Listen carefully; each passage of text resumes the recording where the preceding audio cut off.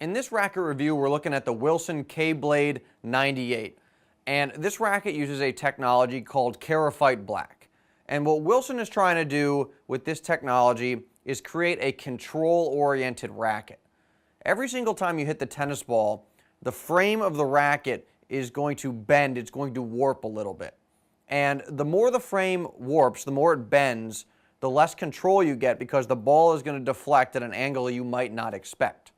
Well, the less the frame bends, the more control you get because the ball isn't going to deflect as much. It's probably going to go where you want it to. You'll be more precise with your ground strokes, volleys, and so on.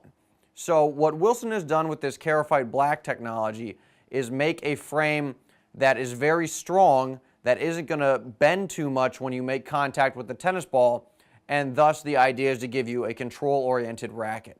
The K-Blade 98 has a head size of 98 square inches. It is 10.7 ounces unstrung, and it is 6 points head light.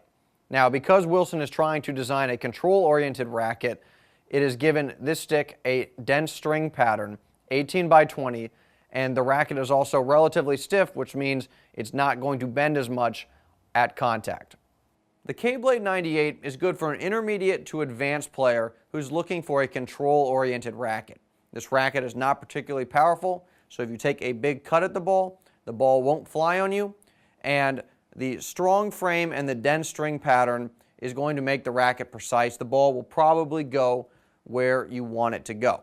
So if you're interested in this racket, you can demo it for free from tennisexpress.com. Just click the link in the description below.